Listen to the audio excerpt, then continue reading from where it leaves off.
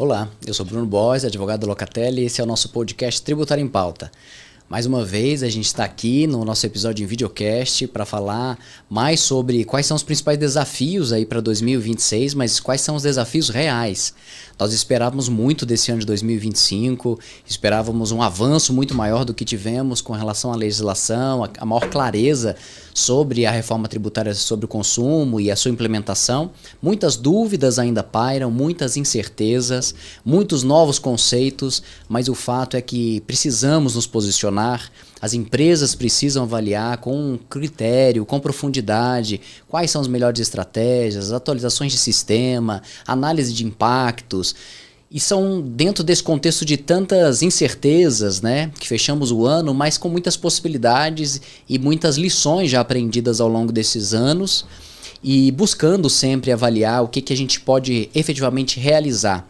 Serão etapas que teremos que passar até o 2032, né? Quando a gente vai ter aí uma realidade de implementação mais efetiva, né? Concretizada. Mas o fato é que a transição traz para a gente grandes desafios anuais. E é justamente para falar sobre esse assunto, para trazer também uma análise de como isso tem sido tratado pelas empresas, como grandes empresas têm se posicionado diante desses desafios, para falar também da importância da gente se associar a parceiros e pessoas de credibilidade, confiança, que planejem com clareza, com segurança todas as estratégias tributárias que precisam ser traçadas e algumas interrogações que já vêm à tona diante do cenário atual. Uma delas, por exemplo, é se o IBS e CBS entram ou não na base de cálculo do ICMS, do ISS, do IPI durante a transição. Temos alguns posicionamentos, vamos falar sobre isso. E também 2026, com a alíquota teste, já gera aí uma questão sobre a precificação. Será, como a própria convidada aqui vai falar, um laboratório de preços, né? Como manter as margens, como garantir segurança nos contratos, como avaliar aí a questão dos fornecedores, ajustar, porque estamos vivendo uma reestruturação do negócio no Brasil e não só uma reforma tributária. Então, diante de tudo isso, é que recebemos com muito carinho aqui a nossa convidada mais que especial para tratar desses desafios reais, que as empresas precisam olhar com atenção. Caroline Souza é CFO e sócia na Reut, advogada e contadora, com MBA em Planejamento Tributário, Business English e LAC no Canadá, Strategy and Innovation na Harvard, mais de 16 anos de experiência em tax, uma das idealizadoras do produto Calculadora da Reforma na Reut, atualmente também vice-presidente de finanças na Associação Teste Acerpro, e com mais de 400 empresas aí no Paraná, professor em cursos de pós-graduação em diferentes instituições renomadas, possui experiências anteriores em empresas de bolsa de valores, escritório de advocacia e empresas multinacionais. Essa é a nossa convidada super especial, esse é o nível de profundidade e complexidade que nós vamos alcançar aqui, com toda a expertise e conhecimento da nossa convidada Caroline. Seja muito bem-vinda, Carol. Muito obrigada, Bruno. Primeiro eu quero agradecer o convite. Com certeza é um tema muito quente agora, principalmente nessa virada de chave, onde nós já temos algumas legislações postas, algumas para aprovar, e nós temos muitos temas para serem discutidos e principalmente tangibilizar esses desafios para 2026, que não são poucos, e a gente precisa colocá-los no radar. Exatamente. E para tratar aqui também, né, compondo a nossa mesa, o sócio da Locatelli, Daniel Ávila. Bem-vindo novamente, Daniel. Bruno, obrigado aí pelo convite, pela organização, né, desse evento. Carol, obrigado aí por ter aceitado o convite do Bruno e estar aqui com a gente hoje. Gislene também por estar aqui com a gente, né, Bruno? Eu acho que é muito oportuno a gente sempre voltar a falar desses assuntos, porque cada hora é um capítulo novo, né? Nessa questão da reforma da tributação, nem sei se é o nome mais adequado, né? Mas na nova tributação aí do consumo, na nova tributação da renda, eu acho que tudo isso vem gerando muitas dúvidas e causa até perplexidade, né? Para quem trabalha no dia a dia ou para quem é de um certo modo impactado. E acho que as dimensões que vêm sendo tomadas aí com essas duas iniciativas, né, mais recentes, reforma do consumo e reforma da renda, isso muda o ambiente de negócios no país, né? E acho que é muito oportuno a Carol estar aqui com a gente hoje, porque é uma visão financeira, né? É uma visão jurídica combinada com financeira das coisas. E essas coisas têm que estar muito próximas, né? Não tem como a gente ter uma visão tributária se a gente não souber os impactos ali na ponta. Então, acho que uma posição de uma CFO agrega muito. Então, obrigado novamente, Carol, pelo convite. A conversa vai ser muito boa. E vamos em frente, Bruno. Isso aí. Como o Daniel também mencionou, estamos aqui novamente com a nossa advogada aqui da Locatelli, Gislene. Muito obrigado por sua presença novamente. Seja muito bem-vinda. Eu que agradeço, Bruno. Agradeço pelo convite, agradeço pela sua presença, tá, Carol? Tenho certeza que vai ser um bate-papo aqui super importante, né, para todas as empresas que estão, né, precisando se adequar agora ao novo modelo, né? Não é mais uma questão só de tributação, mas sim, né, a reestruturação de todas as áreas na empresa, né? Então aqui todos os setores estão envolvidos, precisam, né, conversar entre si. Então eu acho que vai ser um bate-papo aqui super importante para todas as empresas. E obrigada também, Daniel, pelo convite, por estar aqui com a gente. É isso mesmo. E para a gente começar, Carol, a gente mergulhar nesses desafios, a gente sempre recebe aqui os nossos convidados e a gente valoriza muito a trajetória profissional, né? A questão de como superar os desafios, como foram superados, quais são os desafios que ainda precisam ser superados, mas para falar de você, né? Então eu queria que você contasse um pouco da sua experiência aí como contadora, como advogada, de toda essa bagagem, como professora, como você chegou a tudo isso e como é viver nesse mundo tributário cada vez mais veloz e complexo. Bom, vamos lá. Então, minha jornada começa com a contabilidade. Trabalhei por 4 anos em escritório contábil e eu comecei aos 16 anos. Então, antes de passar no vestibular. E para ser honesta, na época eu pensei qual é o tipo de trabalho que nunca me faltará vagas no mercado. Porque eu venho de uma família que não tinham muitas condições, então foi a minha linha de raciocínio. E quando eu entrei nesse mundo contábil, eu acabei me apaixonando pela área tributária, justamente pelo dinamismo. Então, eu não gosto muito de rotina, mesmice, e aí a área tributária proporciona justamente desafios, mudanças o tempo todo. E aí, depois desse escritório contábil, passei por uma multinacional colombiana, fiquei 1 ano e meio, mas era muito simples a operação e, como eu não gosto muito de coisas que são mais rotineiras, acabei indo para a Positiva Informática. Então, lá era bem mais complexa a operação, bolsa de valores, e aí eram outros desafios. Trabalhei na área do planejamento tributário, tinha operação Zona Franca de Manaus, e envolvia muitas operações diferentes, distribuição, muito benefício fiscal com PPB, PID, então eram realmente cenários muito desafiadores. E chegou o momento que eu fui para um escritório de advocacia. Então, eu trabalhei em escritório de advocacia também, onde eu me apaixonei pela consultoria. E aí eu descobri que trabalhar com projetos e empresas diferentes era muito divertido. Então, eu realmente me divirto na jornada. Mas, lógico, é desafiadora. Então, quando eu saí do escritório de advocacia, eu fui para a Reut para conduzir o time de consultoria tributária e, literalmente, fazer a área crescer junto com os sócios na época, o Lucas, enfim. E aí, de lá para cá, me apaixonei pela tecnologia. Então, essa jornada profissional foi casando com essa estudantil, né? Então, depois eu me formei em Direito, tirei a OAB de advogada também, e no meio do caminho tem as pós, teve o curso de Harvard, enfim. Dá para perceber que eu sou meio emocionada, né? Eu gosto de estudar na prática. E eu gosto muito de me divertir na jornada também. Então, eu sempre falo pro meu time em específico, olha, se vocês não estão se divertindo com o que vocês estão fazendo, repensa a sua vida, porque nós passamos as melhores horas do nosso dia fazendo o que fazemos. Então, é um resumo. E aí, há 2 anos, eu comecei a dar aula. Foi através de uma parceria, inclusive, da Reut com a FBT, criamos um curso na época. E aí, surgiram outros convites. E aí, hoje, eu acabo dando aula em pós-graduação, especificamente em algumas faculdades. A última que eu peguei uma turma foi na FIPECAF. E para a área contábil é uma faculdade renomada. E é incrível, porque parece clichê, mas a gente aprende muito mais ensinando. Porque as dúvidas que surgem, elas são fora da casinha às vezes. E faz a gente estudar mais e mais e mais. Enfim, então esse é um resumo, Bruno. Olha que resumo, né?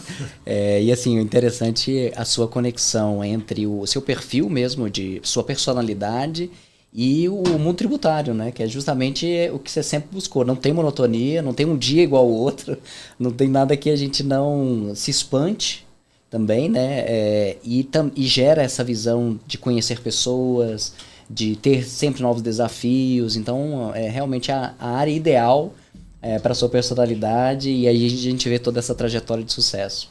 Exato. E aí, só para complementar na própria Reut, né? Eu cheguei e estou na área de finanças, mas todos os temas de reforma tributária passam pelo meu time também.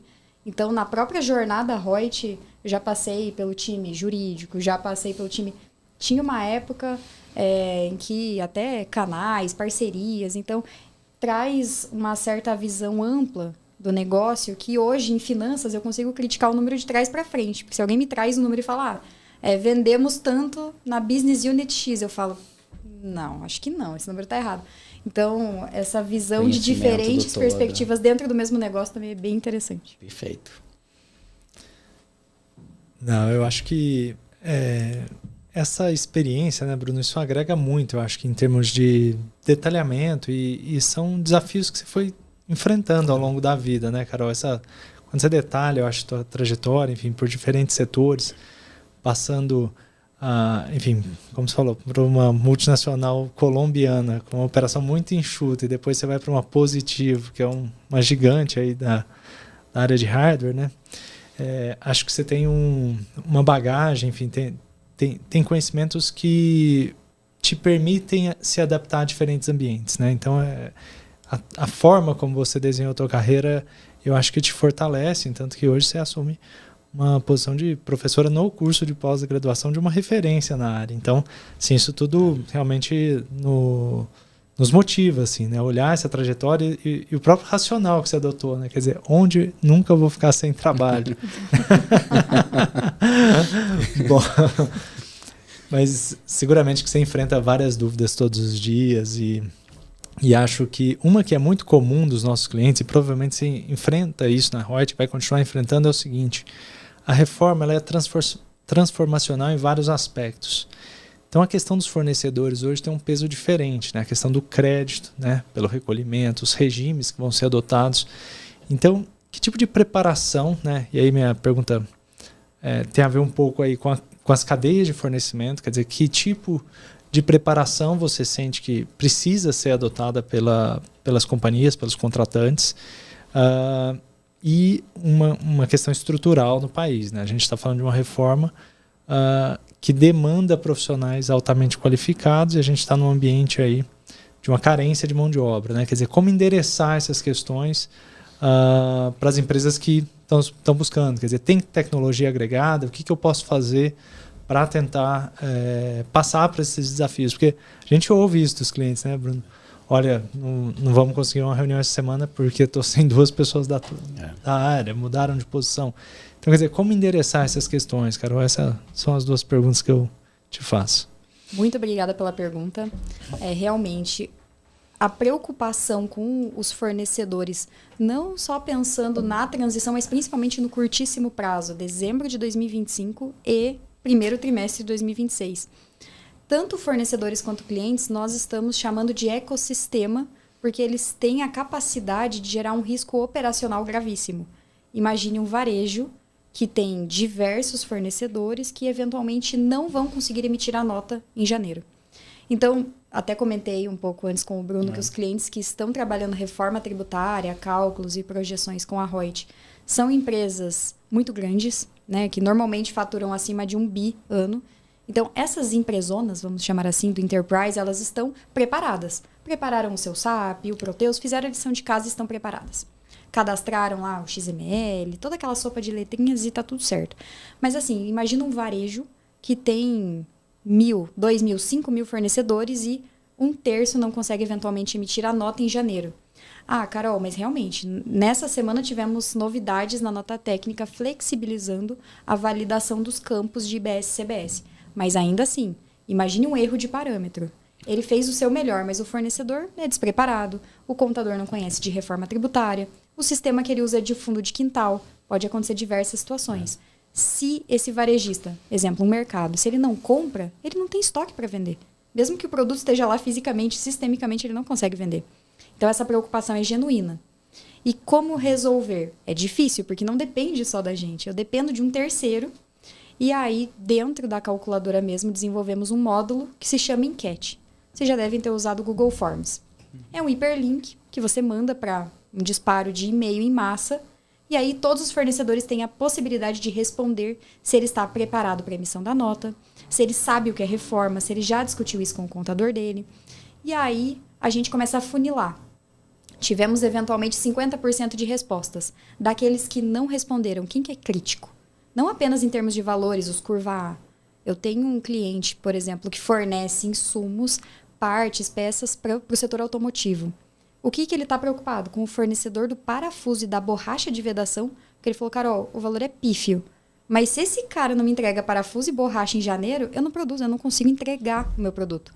Então, ele é crítico não pelo valor, mas pela sensibilidade da produção para aquele fornecedor em específico. E para clientes também é verdadeiro. Porque imagine que um distribuidor de produtos que são de consumo e quem compra são bares, restaurantes, mercadinhos, mercadões. Então, se os clientes também não conseguirem dar entrada na nota por uma questão sistêmica, PO, pedido de compra, quando cruzado com a nota, não bateu e não entrou. Por mais que gere um atraso, é um problema operacional e sistêmico que vai atrapalhar a minha vida, mesmo não dependendo 100% da minha autonomia. Então, as empresas já têm movimentado através desse módulo de enquete ou até mesmo de conversas. Nós temos feito muito workshops com fornecedores. Então, eu te diria que semanalmente, hoje estava acontecendo um de manhã, não comigo, com alguém do time, para falar com os fornecedores. Falar, gente, vocês estão cientes do impacto? Estão preparados? Porque isso vai atrapalhar vocês e nós também. Então, esse desafio, as empresas estão bastante preocupadas porque, por mais que não gere recolhimento de tributos na prática, nem mudança de preços, que a gente já vai chegar lá, né? Tem as sacanagens no meio do caminho, mas o risco operacional, ele é gigantesco. Engraçado a Carol colocar isso, Bruno, porque parece um temor, né? Ela é mais nova, ela não vai lembrar disso, mas eu já estou mais velho, então tinha um risco ali em 1999 do bug do milênio, né? Sistemas não funcionaram. Não revelarei minha idade, mas peguei essa. Ouvi falar. Ouvi dizer, né? Os mais velhos me contaram, né? Acho que a gente está vivendo algo mais parecido, mas esse é um problema local, né? Não é um problema mundial. Então, isso causa um pouco mais de temor na gente, né? Porque não dá para contar com a tecnologia de outros países para nos salvar. Mas não aconteceu nada em 1999 para o ano 2000.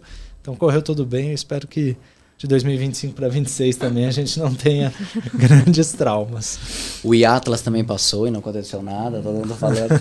Mas sobre a questão do Daniel também eu achei interessante. A gente também tinha conversado antes da gente iniciar a importância da mão de obra, né? Que a mão de obra tributária ela vai ser uma mão de obra muito demandada, né? E aí você até mencionou que talvez no ano que vem a gente já sinta os impactos da ausência dessa parte de empresas que nem sequer consegue ter a mão de obra para operacionalizar a reforma. Sim, eu até comentei contigo, né, Bruno, que eu acredito que não chegamos no nosso ápice, inclusive, porque para as empresas que já estão se preparando já está difícil. Mas aquelas que ainda nem começaram, elas vão precisar de pessoas internamente e elas vão precisar de terceiros, assim como a Reut, para fornecer tecnologia e apoio, assim como o escritório jurídico, como o Locatelli, para dar suporte. Mas até mesmo os escritórios têm um cálculo de capacity. Eu já sei, baseado na meta da Reut de 2026, quantas pessoas eu vou precisar em 2026. Já estamos planejados para isso. E a gente tem um teto. Eu consigo atender até X clientes, assim como vocês, assim como o mercado.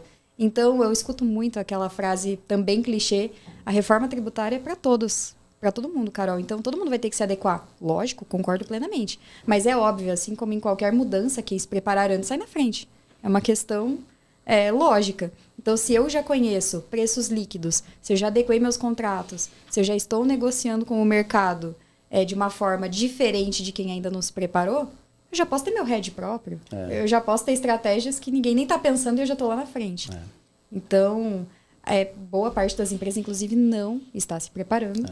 Mas o risco de falta de pessoas e profissionais no mercado, com certeza, ainda não chegamos no ápice.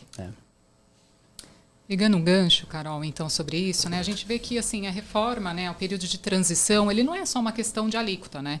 De definir a alíquota, enfim. Mas sim uma questão operacional, né? Uma questão ali de compliance, né, simultânea de regimes. Então, assim, quais os pilares, né, críticos que as empresas precisam, né, atacar agora, assim, de imediato em 2025 para não travar as operações em 2026? Ótima pergunta, Gi. Eu vou tentar sumarizar para a gente não sair meia-noite daqui. Mas assim, tem vários temas que são críticos e normalmente a gente separa numa pirâmide, onde a base da pirâmide é a operacional.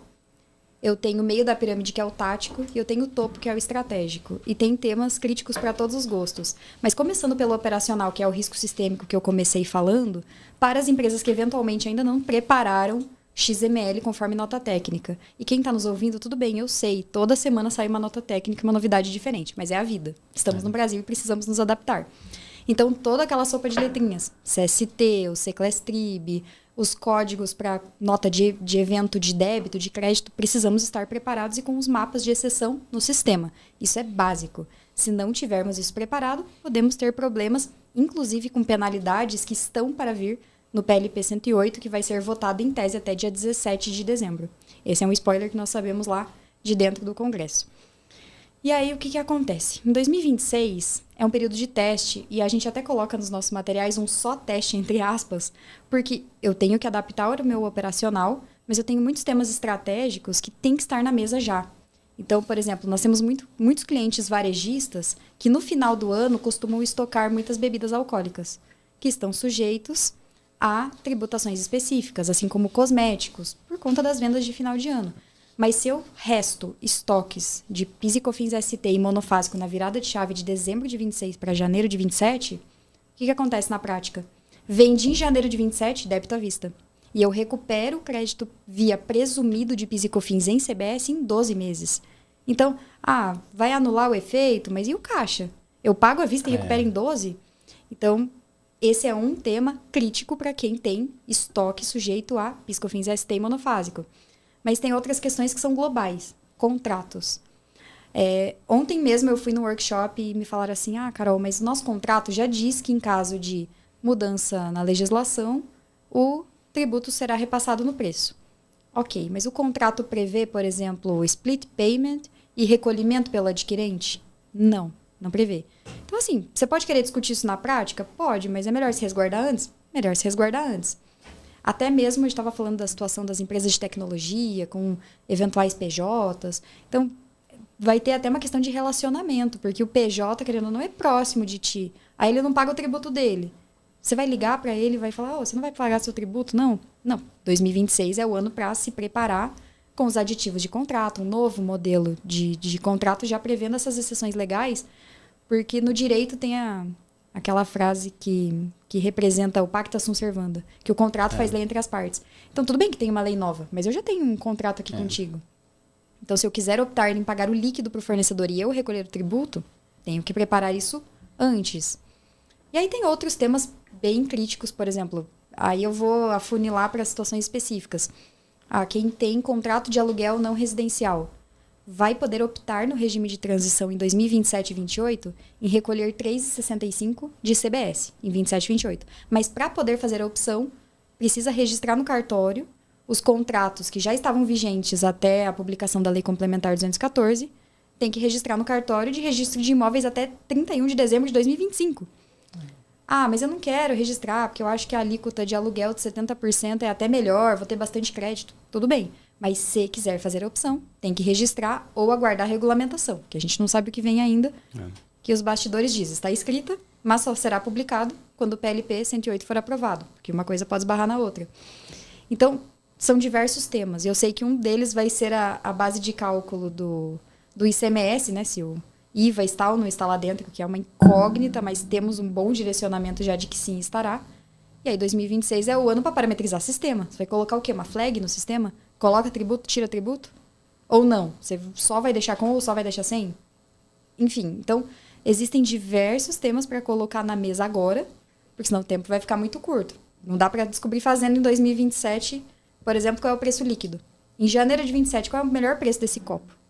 Se eu paguei R$5 no copo, quanto vai ser o líquido para a base de CBS em 2027? Vai ser R$4,20, porque eu tirei PIS e COFINS, que está extinto, porque eu tirei IPI, que eventualmente ele não vai ser mantido em função da Zona Franca, e eu coloquei CBS. Então, R$4,20 é o líquido, R$5,10 é o novo preço.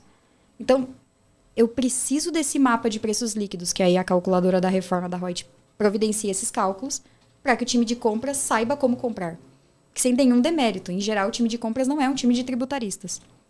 Por isso que eu falei que eu ia tentar resumir, porque tem muita coisa. O impacto é em todos os setores, né? Não adianta. Em todos os setores. Por isso que a gente até fala... O impacto e o risco, né? Operacional, né? Que você acaba colocando a empresa como um todo se você não tem, né? Se não se prepara adequadamente, né? E no tempo certo. Não é só se preparar, né? Você tem um time, né? Para se preparar. Exato. E mobilizar as áreas também é muito difícil, porque as áreas começam, essa reforma tributária, então chama aqui o contador ou a área financeira ou tributária que eles resolvem. E não é assim, essa reforma tributária é só no nome, né? Porque a reforma é de negócios mesmo. E normalmente, quando é top-down, é mais fácil. Então, o CFO e o CEO estão convencidos, ou alguém do board, é muito mais fácil de mobilizar as áreas. Alguém de uma área tentar mobilizar alguém de outra área no mesmo nível é mais difícil. Por uma questão lógica e hierárquica.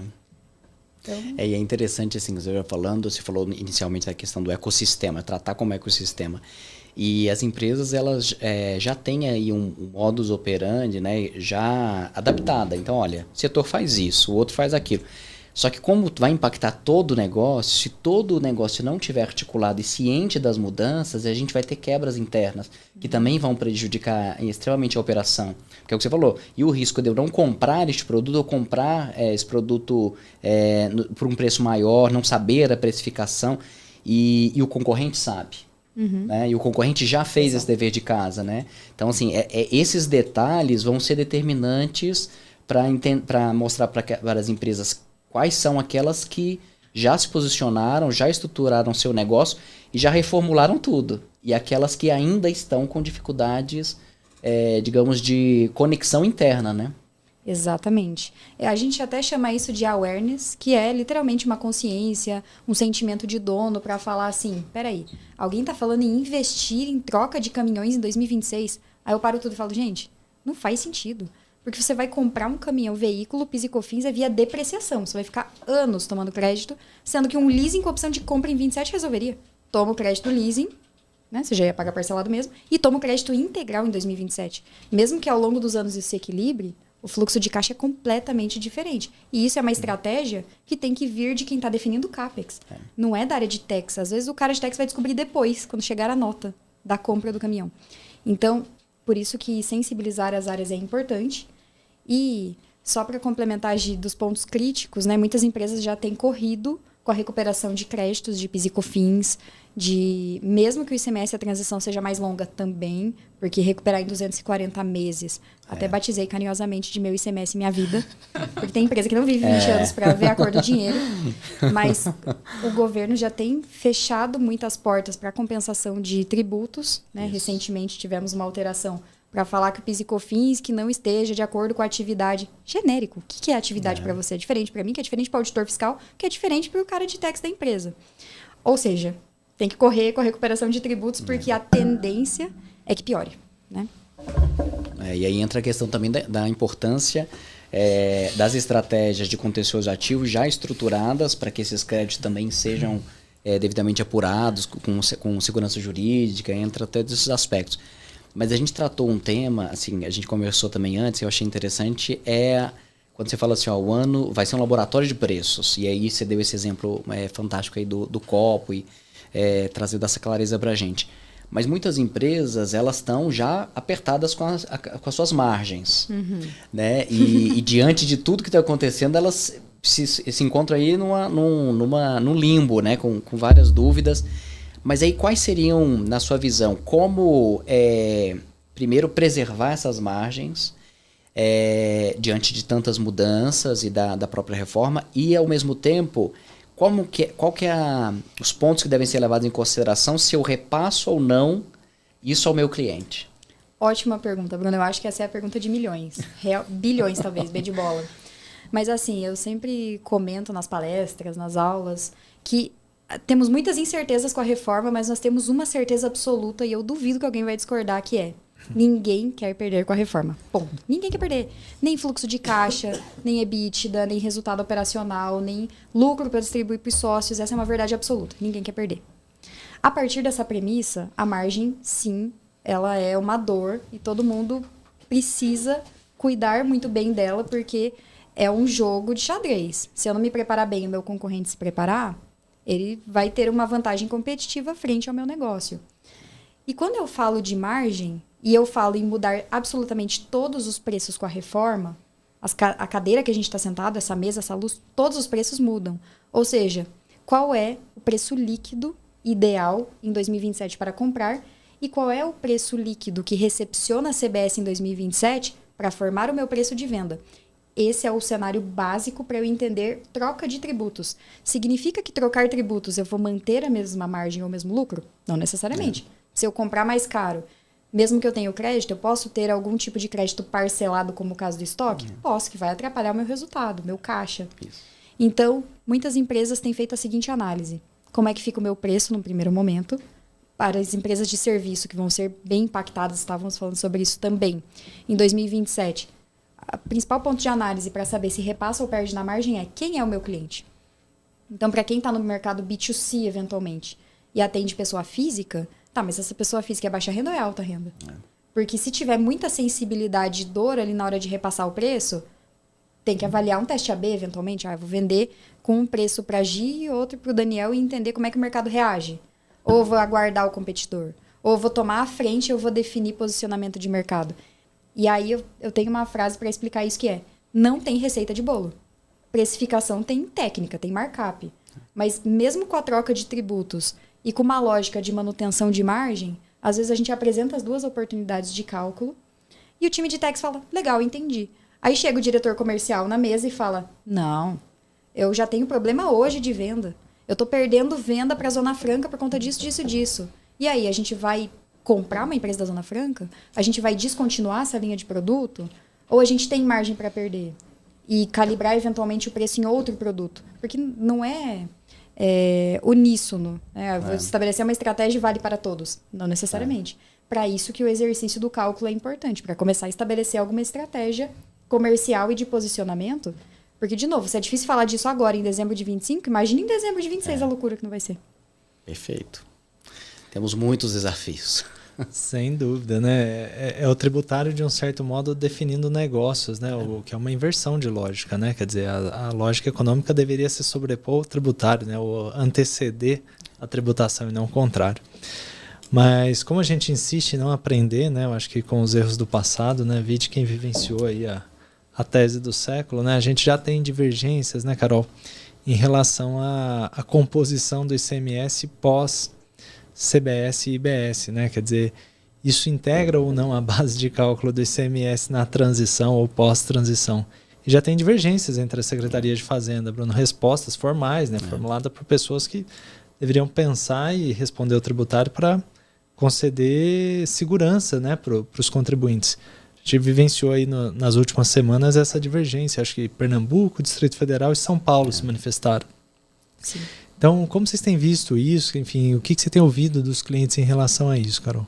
Eu acho que até vale a pena contar um pouco do que aconteceu no Congresso na época da votação do PLP 68, que se transformou em Lei Complementar 214, porque no texto original do projeto de lei tinha uma previsão para a exclusão do IVA na base do ICMS, do ISS e do IPI. Essa exclusão ela foi removida via emenda. E tem uma razão de ser quando a gente olha para os porquês. Estados e municípios pressionaram muito falando, vamos perder a arrecadação em 2027. E é verdade, porque na mesma lógica de reprecificar os produtos, como eu usei o exemplo do copo, se eu pego o meu iPhone e falo, olha, o iPhone custou R$10.000, e nessa base de cálculo de semestre do iPhone, estava o PIS e COFINS lá de 9,25? Estava. Ok, se eu tiro, para minha conta ficar grosseira, né, 10% dos 10.000, a base de cálculo é 9. Se eu não recompor com CBS de 9 alguma coisa, caiu a base de cálculo de semestre do dia para noite. E a transição do ICMS de fato é 2029, não é 27. Mas tem prós e contras, porque vai ter empresa que vai tirar 3,65 para colocar 9 de CBS e vai majorar a base do ICMS? Tem também. Poderia ter sido resolvido de outra forma, aumentando a alíquota nominal, ao invés de criar essa complexidade extra na base do ICMS? Poderia também. Mas os motivos que levaram a essa complexidade na base foi a arrecadatória. E aí, no meio do caminho, surgiu o PLP 16 de 2025 para tentar arrumar essa bagunça. Para falar assim, ICMS e ISS, IPI não vão recepcionar CBS e IBS na base. Porém, se alguém me perguntar hoje, dia 4 de dezembro de 2025, qual é a chance desse projeto prosperar? Eu diria 0. Por quê? Para um projeto deste prosperar, precisa existir contrapartida clara para estados e municípios. E não existe esse tipo de discussão no Congresso. Então, eu não acredito que esse projeto avance. E quando a Lei Complementar 214 foi publicada, eu até fiz um post no LinkedIn, em janeiro ou fevereiro, alertando da base complexa.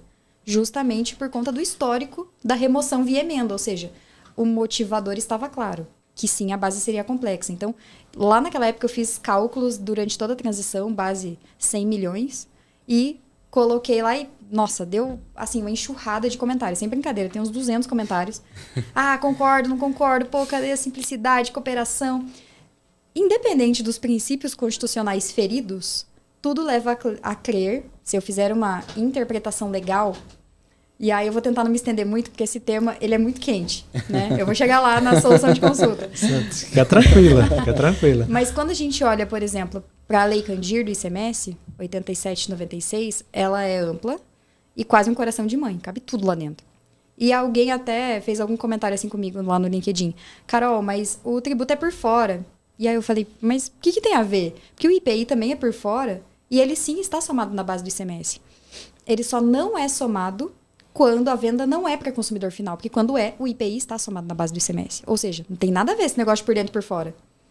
E aí tem espaço legislativo para interpretar que está. Tem espaço para interpretar que não está? Se a gente olhar para a tese do século, dizendo que ICMS não é base de PIS e COFINS, porque não é receita e faturamento, receita e faturamento era a base legal de PIS e COFINS. A base do ICMS é operações. São conceitos diferentes.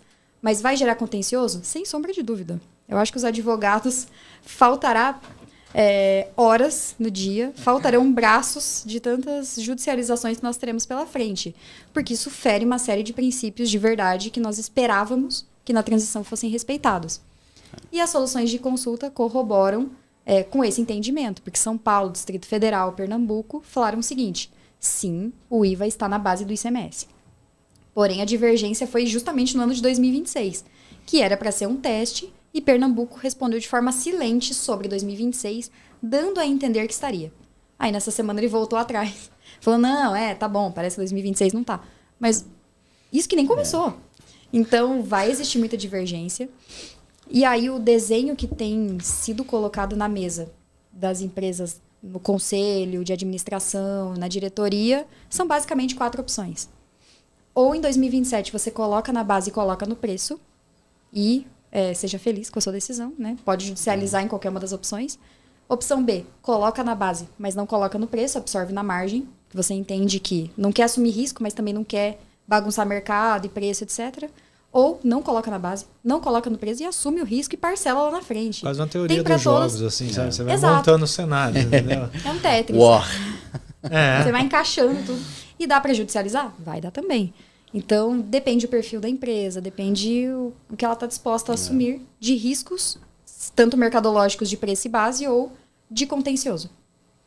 É que sempre tem um mais arrojado que vai trabalhar com um preço mais competitivo porque está tirando margem na tributação. Isso a gente vê, é clássico, né?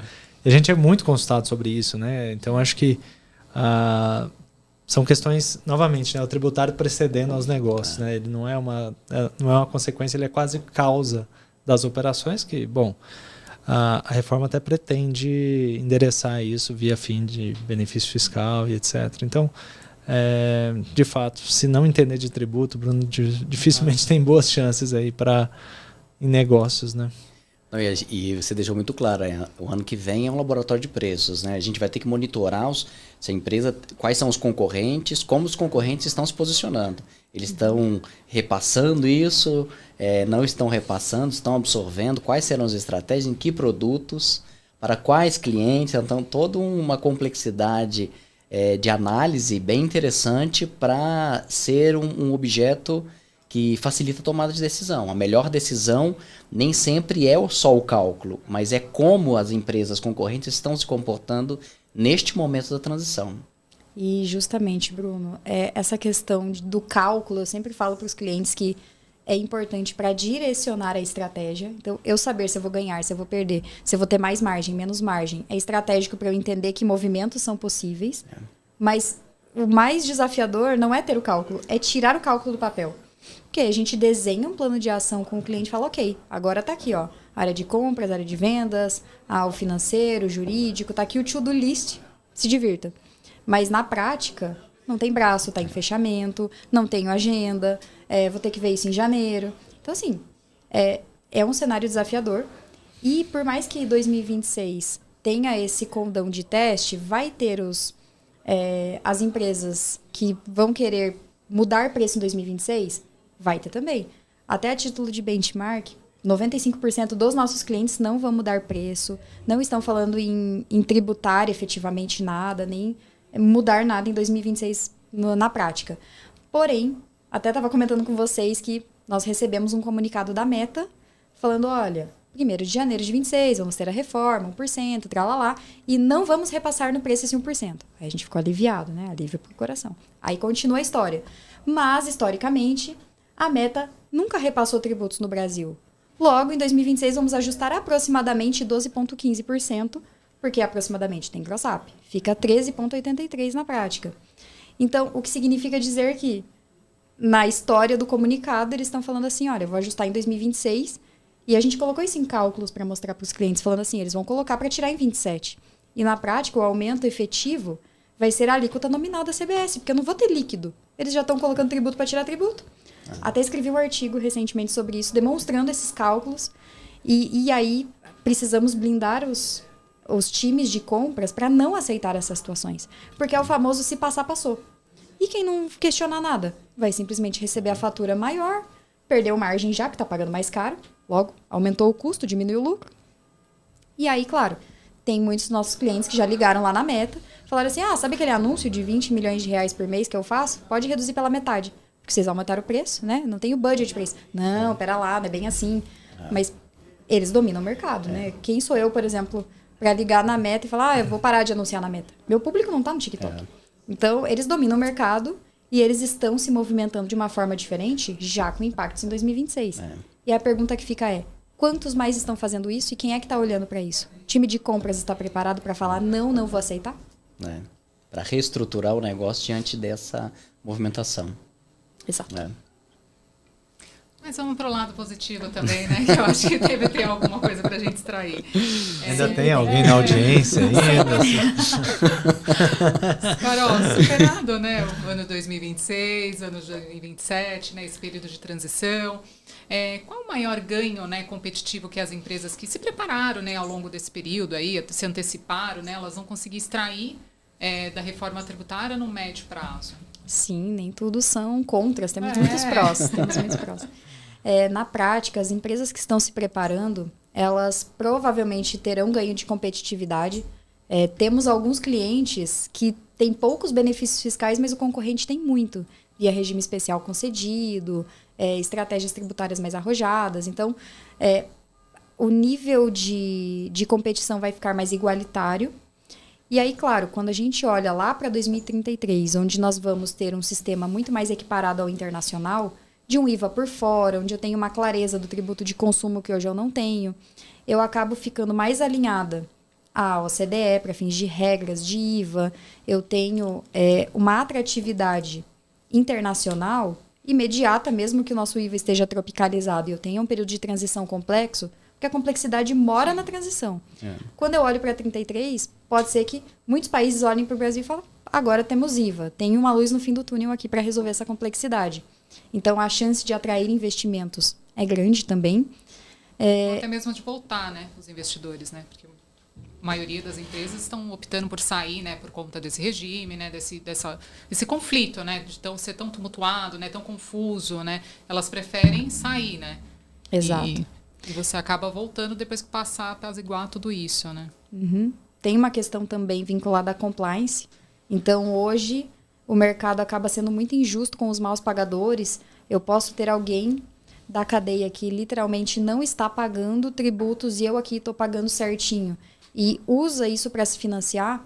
E a Receita Federal ela foi tão incrível que de 2.200 em média fiscais da Receita Federal a nível Brasil, ela passa a ganhar milhões. Porque no B2B, se você não paga, não acredito. Então, pensando na arrecadação, em toda a questão de cidadania, existe toda uma projeção para que exista um aumento de arrecadação e uma redução no gap tributário que resulta em toda a sonegação fiscal. E aí, claro, pensando no cidadão normal, como nós, pessoas físicas que vão no mercado comprar, eu vou ter uma maior clareza. Que hoje, quando eu pego o cupom fiscal do mercado, vem lá. Isso representa em total de tributos de aproximadamente 18,53, que sabe Deus se foi mesmo, porque nós temos muitas camadas de tributação ocultas no Brasil. Então, pensando no cidadão comum, ele vai ter mais entendimento do que ele está pagando na prática. Então, temos muitas vantagens, mas eu brinco também nas palestras, nas aulas, que a reforma tributária é como uma reforma da nossa casa. E eu faço essa pergunta, levanta a mão quem já reformou a casa. Eu falo, foi fácil? Foi legal? Não, lógico que não é. Então, antes de melhorar, piora. A regra é clara. Então, a gente vai precisar sobreviver a uma convivência de 2 sistemas simultâneos, consumindo horas, compliance, processos, mudanças, até chegar na melhoria esperada de transparência, simplicidade, cooperação, neutralidade, que são os princípios basilares, mas que provavelmente a gente vai enxergar com clareza em 2033. Até lá, temos essas bases complexas, os desafios e assim por diante. Eu acho que quando você usou aí a comparação, a análise da reforma da casa, né? E eu fico com a impressão assim, todas as reformas são feitas, mas a reforma administrativa, ela continua aquele quarto que ninguém quer mexer, aquele ambiente que ninguém quer mexer, mas que é condicionante para o futuro econômico do país, né? A gente não pode continuar da forma como nós estamos, com um Estado cada vez mais inchado e, em contraprestação, jogando toda essa carga, né, de necessidade de se financiar para o povo, né? Para o empresariado. Então, acho que a questão também é que assim, a gente já realizou muitas reformas, reforma previdenciária, reforma trabalhista, reforma da renda, reforma do consumo, tudo aí vindo, mas a reforma administrativa talvez seja a reforma que nós precisamos também pressionar para que ela aconteça. Se é para reformar, vamos reformar a casa inteira. Exato. Nós temos um problema cíclico, histórico, teto de gastos normalmente não cumprido, e isso gera problemas colaterais que, como finanças, eu acabo sofrendo também. Estávamos há 2 semanas atrás, e aí? A gente vai congelar a conta tal lá da Cloud pelo dólar atual mais IPCA, ou a gente vai congelar o dólar em si, ou a gente... Falei, meu Deus, ano que vem é ano de eleição. Aí, se você pega as projeções do Banco Central, é diferente, sei lá, dos bancos menores como o C6. E quando você olha a projeção do cenário internacional, guerra e um monte de problema e ameaça entre os países. Então, a gente fica num sistema tão volátil que é muito difícil, não só para nós, mas até para quem, imagina, sei lá, o empresário do varejo que tem uma margem super apertada. Ele tem 1% de margem de lucro com o Selic pagando 15%. No mínimo faz as pessoas repensarem. Né? Será que eu vou investir esses milhões aqui na renda fixa que vai me render sem risco 15%? Eu vou colocar numa empresa. Então isso desincentiva a economia como um todo. E eu costumo dizer que o Brasil acaba sendo sortudo. Porque quando a gente tá ruim, tem alguém pior. Então, quando a gente tem uma melhora do dólar, não foi a gente. Foi o cenário global que fez com que Deus melhorasse. É brasileiro. Nossa inflação. Teve a commodity. Né? Mas por causa do preço do petróleo. Não tem nada a ver com as nossas decisões políticas fiscais. Então, realmente, uma reforma administrativa cairia muito bem, mas vamos ver a cena dos próximos capítulos. Né? É isso. E olha, passou super rápido, né? A gente falou aqui e ficaria aqui horas, né? Porque o tema realmente é super interessante. Eu acho que o público, né, precisa desse esclarecimento. Acho que você tratou com extrema profundidade, algo que é complexo, mas com exemplos práticos, que é o que a gente tinha a intenção. E eu deixo aí aberto, né, as colocações do Daniel, da Gislene, se tiver alguma colocação também que você queira deixar aí, Carol. Mas, mais uma vez, agradecer aí a oportunidade de aprender tanto em tão pouco tempo. Eu que agradeço pelo convite e pela parceria. Acho que é um tema que muita gente ainda está iniciando. E se eu fosse, sei lá, deixar uma dica, um recado, parece muito clichê, mas assim, comece. Só comece. Ah, mas eu não sei o que fazer no meu sistema. Parametrize um item. Ah, não sei o que fazer no meu contrato. Leia. Assim, não sei o que fazer com a lei complementar. Leia o começo dela. 2 artigos por dia. Doses homeopáticas. Começa, só começa. E é uma boa dica, né? Porque esse é o dever de casa que eu acho que tem que ser feito, né? Quer dizer, é começar. Eu fico pensando, né, Bruno? A gente está chegando agora no final do ano, né? O nosso último tributário em pauta, enfim, uma proximidade muito grande com os clientes. Eu acho que é uma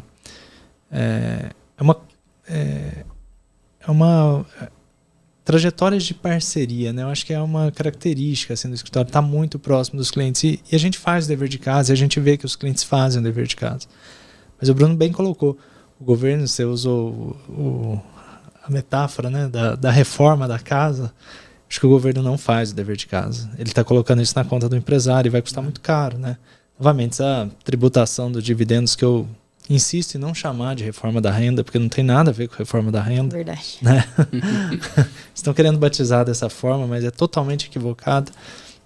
Eu acho que é mais uma vez terceirizando o problema, né? Quer dizer, bom, então o problema é o empresário, é quem investe no ambiente adverso, é quem toma risco. Então eu acho que isso não vai acontecer, né? São agendas muito diferentes, né, Bruno? Eu acho que o governo vai continuar terceirizando o problema e a gente, de um certo modo, tem que fazer esse contrapeso, né? Quer dizer, como é que a gente aplica, né? Eu acho que a técnica aplica as regras do sistema tributário em defesa das empresas. Então acho que essa é a mensagem que a gente deixa aqui, é um comprometimento é um compromisso que a gente tem no escritório com os nossos clientes, seja informando, seja atuando, seja esclarecendo.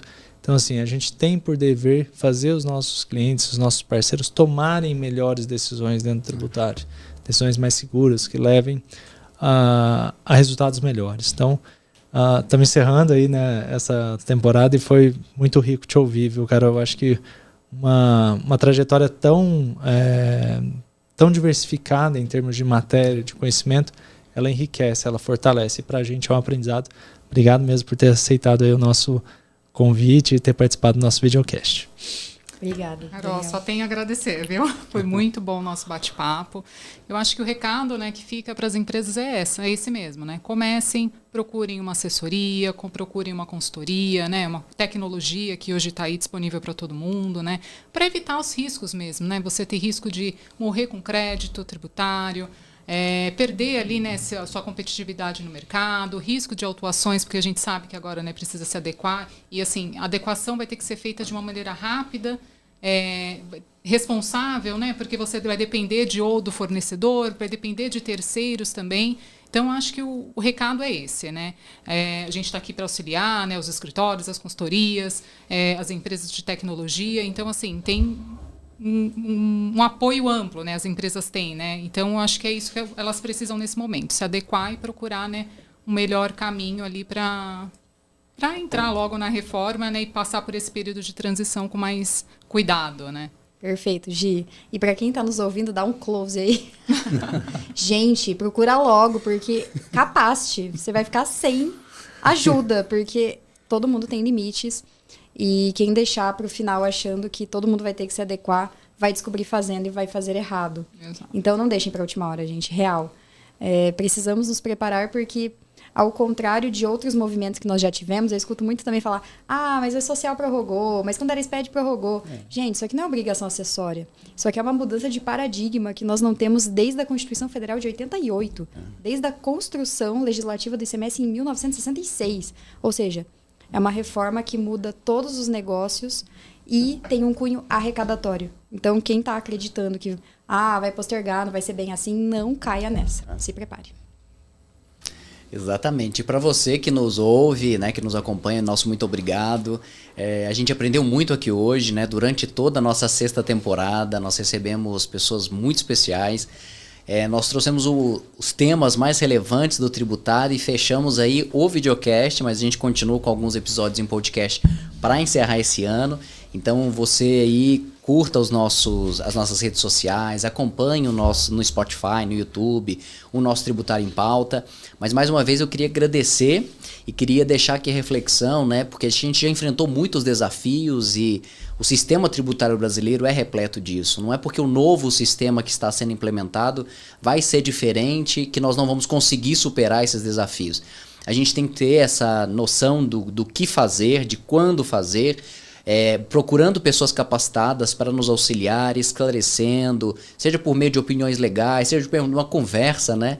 se abrir a esse diálogo com os fornecedores, reestruturar a sua equipe, avaliando a integração de toda a empresa e mais uma vez continuar acreditando e investindo no Brasil, porque nós estamos aqui graças a esses investimentos, graças a tudo que já foi feito, e eu tenho certeza que cada um de vocês está disposto e vamos caminhar juntos aí para 2026 com muita força, muita fé, muito foco, muito estudo. Então, nosso muito obrigado e até o próximo Tributário em Pauta.